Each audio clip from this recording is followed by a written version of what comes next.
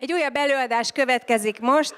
Dr. Depluet, aki 20 éve dolgozik már az E.ON energiaszolgáltatónál, 5 éve elnök vezérigazgatói minőségben. Most megismerhetjük az 5000 dolgozót foglalkoztató cég eddigi lean útját. Dr. Depluet.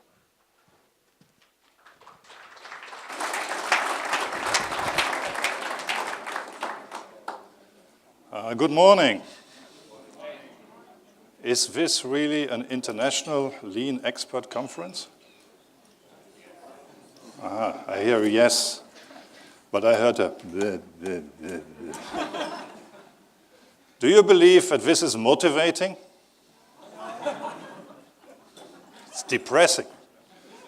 It's okay if we do a little exercise. Okay, so I learned this from British colleagues when I was in Birmingham a few years ago. It works quite well. Let's say we split you in two groups. Say we take the Hungarian colors, red group here, green group here, okay? Bit competition. See if we can improve this. So would you please give a clap, so a hand for the speaker.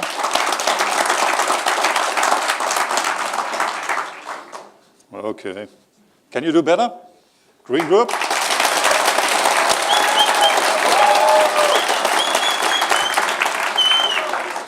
Was it better? Now try hands and feet here. So the green group, please. And? See, can you improve this? Okay, give it a shot. And?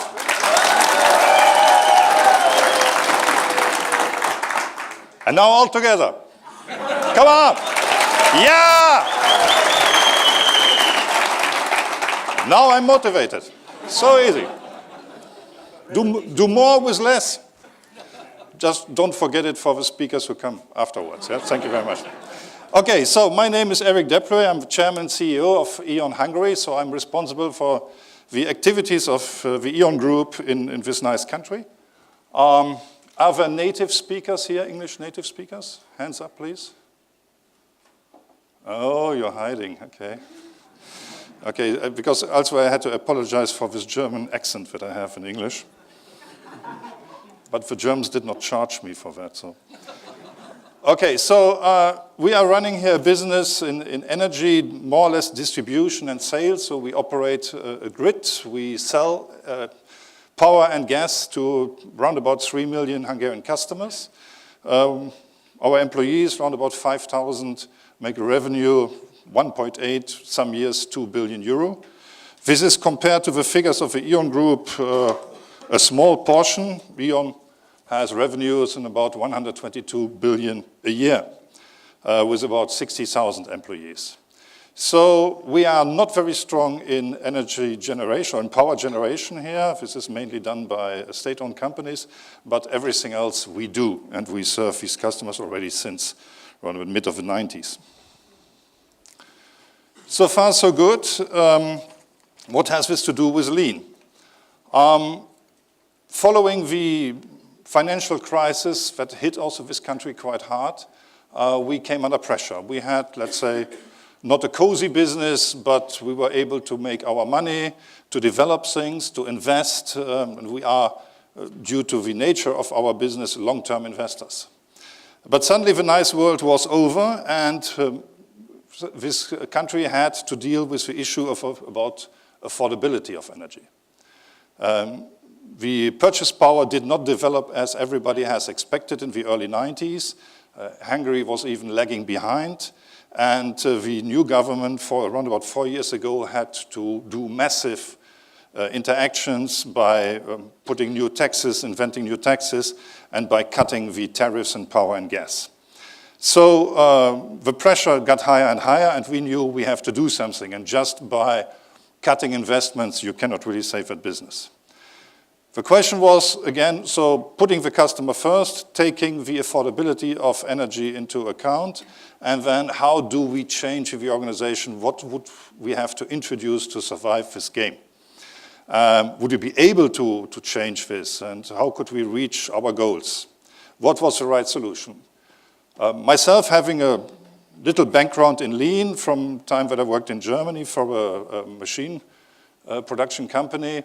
I was always thinking of introducing Lean in our company, but mainly I was stuck with the idea that Lean is more for production sites, for a kind of, let's say, closed area, while we do not have this. We have certain substations where you find these big transformators, but we do not have, let's say, really closed locations behind walls.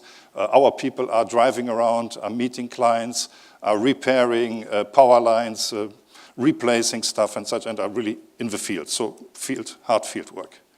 So we do not have this castle. We have a castle mentality in the group, of course, so everybody's protecting his island. But the real work happens outside in the field. And our question was, can we really do this? And then we came with Lean, and all these buzzwords of Lean hit the company. Well, of course, starting Lean production, Lean management, Lean cuisine, Lean religion, Lean sex, Lean brain, Lean mismanagement, everything was there. At the end, it's about Lean thinking, and the question was for us how to introduce Lean thinking, knowing that this would not be an easy exercise, and knowing that we will have a long way to go. So this is only a part of what we call our timeline. It doesn't end here in Q4 of 2014, but this was, let's say, the timeline that we gave us to introduce Lean, the tools, the knowledge, and to bring everybody in the company in contact with Lean. So we started 2 years ago with the help of McKinsey, and we decided to do it in an approach with so-called navigators. We selected for each wave, around about 1,000 people per wave, where we introduce Lean in parts of the organization, to have navigators, young, talented people, engaged people on a voluntary base, trained in Lean, and then go out and help the senior and the expert people to become Lean managers. We had to correct a few things, didn't work as well as we expected, but more or less it was accepted, and everybody who got in touch with it, who learned and who took a deeper insight, liked what they saw and used it. I will show you later. So where are we now? We now have more or less infected 80% of the organization, even a bit more. We are now in the 5th wave. Yesterday we closed wave number 4. And we will now also introduce it into the administration part, the holding organization of E.ON Hungária, and also in the functions of HR, logistics, and so on, so all administrative functions. So quite advanced, but not yet there but I really could say, oh, we are a Lean organization. We're on the way to become one, but the voyage is still going on. So the idea of the Lean program was that we do not a top-down approach, but a bottom-up approach.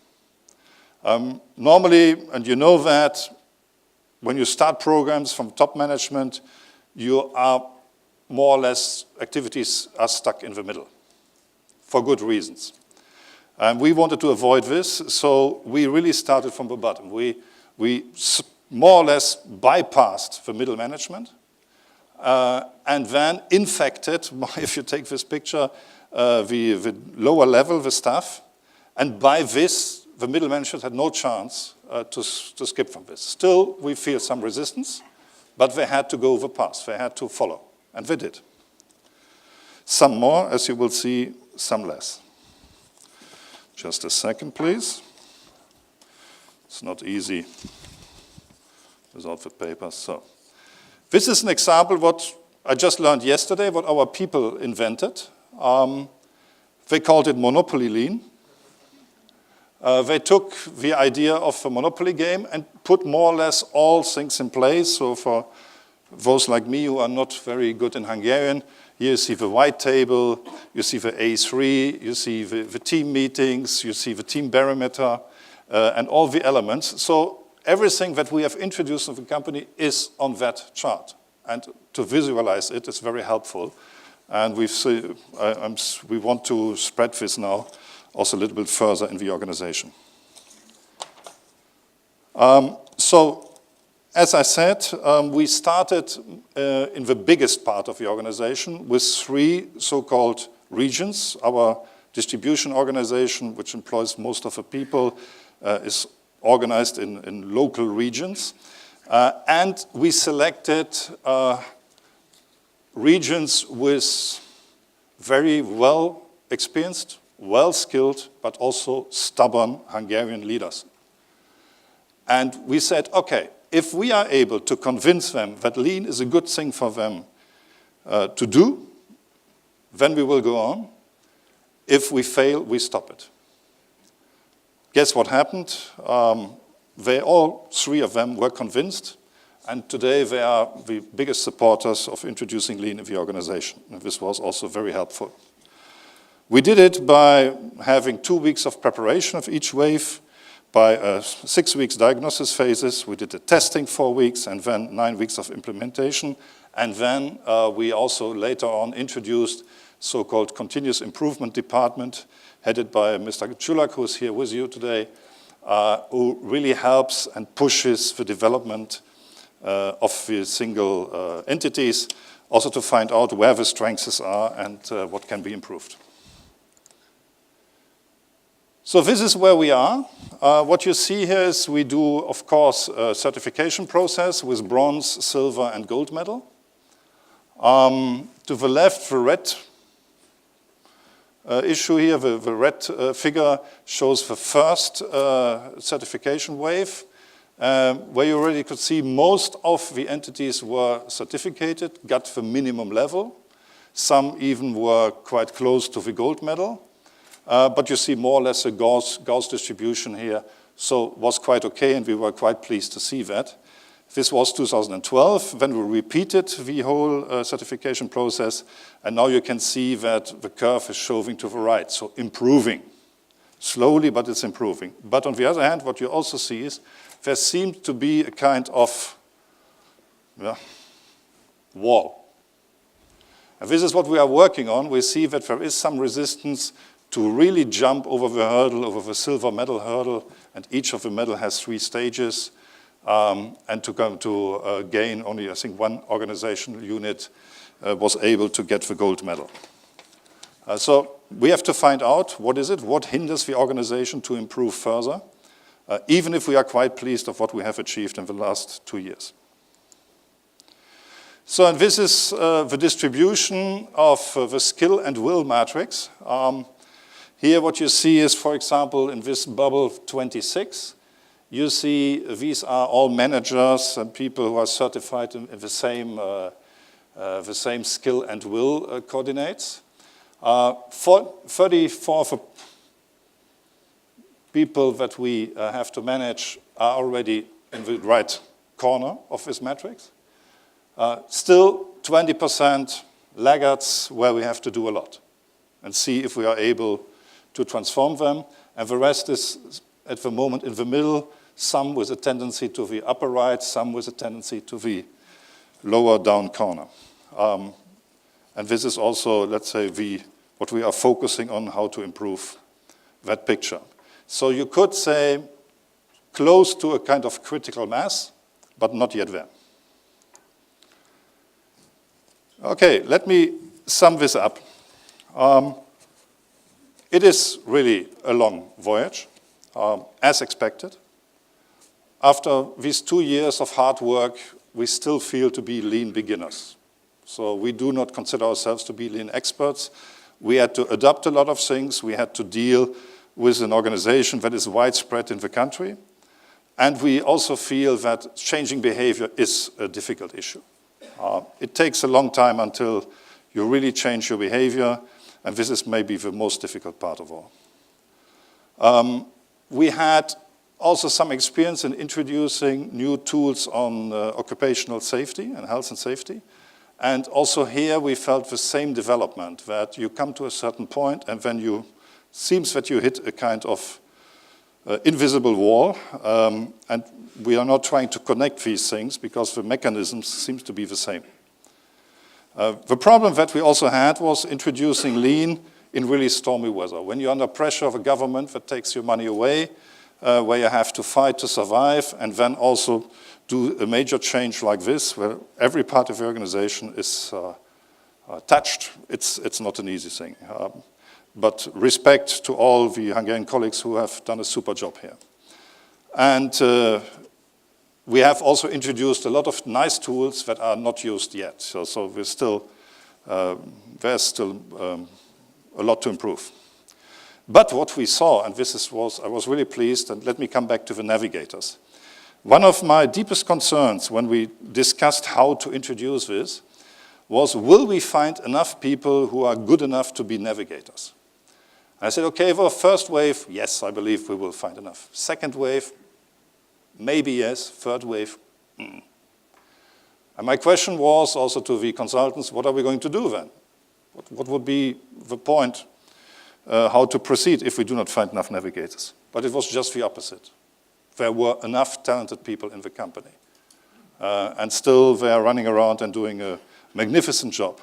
So by introducing Lean, we learned that we had a lot of blind spots. And we detected a lot of talents and possibilities of the company that we have not seen before. So it was like changing from a small lamp to a very big lamp and see the organization more clearly. And it's a cultural change, and this needs some time. So I have, especially myself, I have to be very patient. And we see now that a lot of structures that we have implemented in the past, that have helped us in the past, now hinder us to develop faster in Lean, and it's one of the reasons why this curve is not developing better. So we will also think now about changing certain organizational structures. But by introducing this, we see that it works. So I'm quite confident that we will achieve it. Question is just how fast we will proceed. So far, so good. Thank you first for this nice applause. And second, for listening to what I had to say. Again, this is a report of a beginner in Lean, but of somebody who is really convinced that this is the right tool for our company in that situation to overcome a lot of difficulties. Thank you very much, and I'm open to your questions.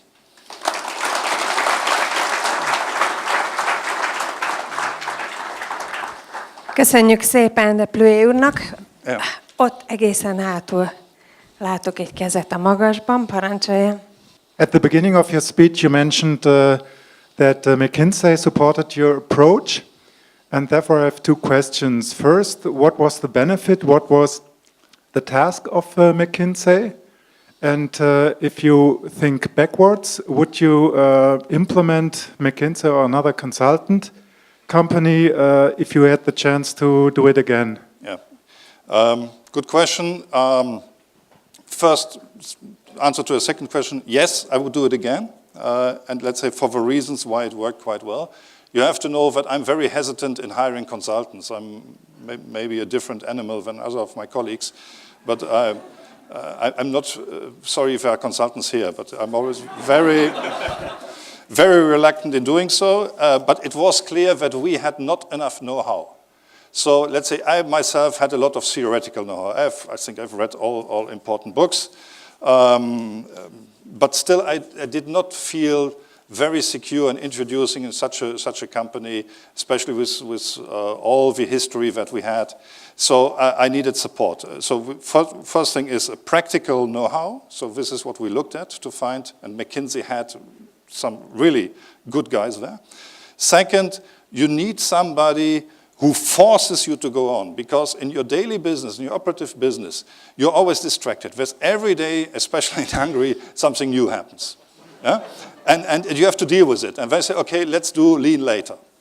And I wanted to avoid this. I wanted that somebody is there who pushes, also myself, who pushes you through that very tight schedule. And they did it. And then maybe the third element was interesting. As a surprise, we were at a certain stage all not sure, are we on the right track? Should we do it more? Also, when I told you, give more time for the waves and not stick to the old plan of doing it in 3 months' time. And then they found somebody there in the McKinsey organization who came from Holland, a Dutch guy, running around 2 days, asking very interesting questions, looking around. And then he gave us the security to do this and that, and we did follow it and were successful. And I do not believe that we would have been able at that time to do it by our own. Today, it's a different game. We have this continuous improvement department now in place. We have, 9 great lean experts. Today, we wouldn't need them anymore. But at that time, it was necessary. Could also be somebody else. Yeah? So again, it's not about McKinsey or Roland Berger or BCG. It's about to find the right people who are also accepted by your organization. And they found this acceptance, so this was important. Okay, was that okay? Mr. Jones? Can I ask, how has your daily work as a leader changed during this process? Has it changed? Yeah, it has changed, especially because I have to discipline myself, and this is why I also have, let's say, introduced this department. Especially, we steer this company with a so-called management circle, where the leading directors of a business are there, and the guy who runs this department sits on the same table. And his task is what I said, he has to discipline me. Because I'm still in that mode, there's a problem, here's the solution. Huh? And you give it to the organization. And then he always says, no, Mr. Depluet, this is not lean what you're doing. Huh? So I also work against my reflexes, and I'm also training myself to ask more of the right questions instead of coming with solutions.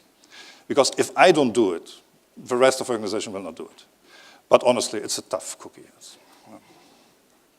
It's nice to be a dictator. Just to follow up on the question of Mr. Jones, has your daily agenda changed? Are you doing more people coaching? Do you attend more, Kaizen activities and do less of the bureaucratic, legal, traditional CEO management style tasks during the day? I'm afraid I've never been a traditional CEO. Sorry for that. But again, this has to do with my own bit lean background from Germany. So I always tried, let's say, to work for my own, following certain lean principles, not always in perfect consequences. But it's not enough. So we're now discussing, the problem that I have is that my Hungarian abilities to speak Hungarian are very poor. So Jemba walks is difficult. And if you do it with a translator, or interpreter, it's always bad. Yeah? So we are now trying to find a way how we can improve this. At the end, it's not so much about my style, it's about the visibility, that I demand it. And this is what I want to do, even if I don't think it's so important if I might be perfect in acting lean or not. But it's just the visibility that I want it, that I show as a role model. And here I see still room for improvement, yes. So, as E.ON is an international company, it would be interesting for me what are the boundaries and the scope of this lean thinking. Yeah. So, if I have understood that correctly, the initiatives here in Hungary were originating in the government rules and the hard conditions in this country. Are there any plans to export these to other subsidiaries, other countries? Yeah. So first, it's not only about these boundaries. So I myself was already thinking since 2007 about how to introduce lean and when would be the right moment to do so. And let's say the economic situation just has boosted this. We are now also introducing lean in Romania. I would say these two countries are the most advanced in the E.ON world.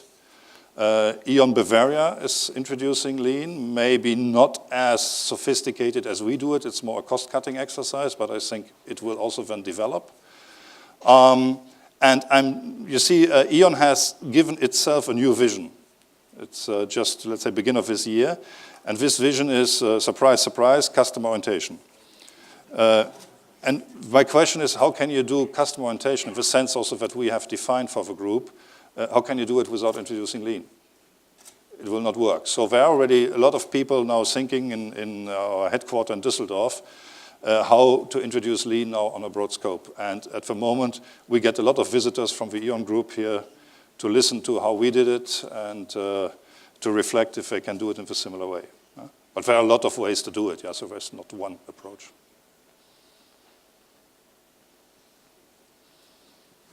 most probably you had a chance to read in the books that the management commitment is a critical success factor of the lean implementation. How Yes. about the management commitment in your? Well, in our organization, let's say each of a manager is now really on the right path. On E.ON level, it will be crucial if the CEO of E.ON will say, yes, I take this torch and I run forwards or not. So this will then decide, to my opinion, if we will really have lean in all E.ON organizations or if it only will be in some countries or some units.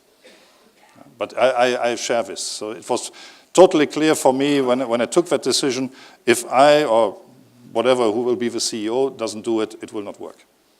I agree that this is crucial. The organization watches very closely, very carefully what you are doing, each step. And therefore also we will publish that I'm now here on stage on an international lean conference and that we are part of the lean community in the world, and this also will help us to sell it in the company. Yeah? Utolsó rövid kérdés, Last válasz. question, thank you. If we speak about low-level improvements, how you can decide if the activities are only being lean or important improvements for the company? Yeah, well, you see, you have to understand, we were living in a very stable world, maybe one of the last industrial sector who had a stable environment. Yeah?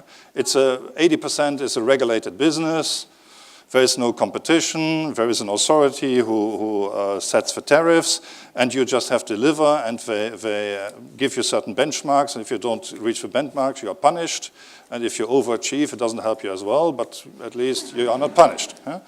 And let's say laws were changed, but very slowly. And this changed about 4 years ago, where overnight laws were changed, overnight new taxes were invented, and our nice world was destroyed. But if you live in a world like this, you have a tendency in the organization, and that's not only a tendency, it's the right way to do, to centralize more and more, to standardize more and more, to have, let's say, really the same approach everywhere, which is on the one side helpful, but you tend to believe that in Budapest you make the best decisions possible. And you don't. You pay a price for that, which was okay. We have done cost-cutting exercise, all the stuff that you know from the books and from the consultants. And then you see, you jump on a certain issue, you do a program, and you turn your back, and suddenly you see the grass growing again. And this was what we were doing. We were just jumping to some fields, working hard, cutting the grass, and when you turned around, the next bush there. I said, this is not helping us. Huh? At the end, our reason to be is to deliver affordable energy to our clients. And this, meanwhile, became a hard task. And this the whole thinking of what we have done in the past has to change. So back to your question, what we see now is a lot of initiatives, a lot of ideas. Give you now maybe not so good example, but what is the English word? The auditors, some auditors called our regions and said, hey, we need a report. In former times, they would automatically say, okay, we have to deliver this report. Today they ask, why? Well, this is not lean. You have all figures you need. What do you want? Huh? Maybe not the right way to act with auditors, but at least shows that something is happening. Yeah? They could do it with other parts of the organization. So from the bottom comes now pressure towards central organizations. They come with ideas. They change the way how they work. For example, we had an example where we had to install a lot of prepaid gas meters. And we did it in the structured E.ON way with our IT tools, but we realized we can install a certain amount per day, but this will never be enough. We have to do more. And then we left it to the people. We just said, okay, so you have a task, we want 20% more, and how you do it, we don't care. And then they said, yes, but we have to be deconnected from the E.ON system. Okay, deconnect, go. They did 40% more. Yeah? So it's measurable. We have a lot of pressure also from E.ON's side, from the shareholders, to cut costs. I'm sure without lean we would not be able to deliver. But it comes from the organization. It comes really from the bottom. Mr. Depluet, thank you very much. We have to keep on cutting grass. So Thank let's you. hear that really loud.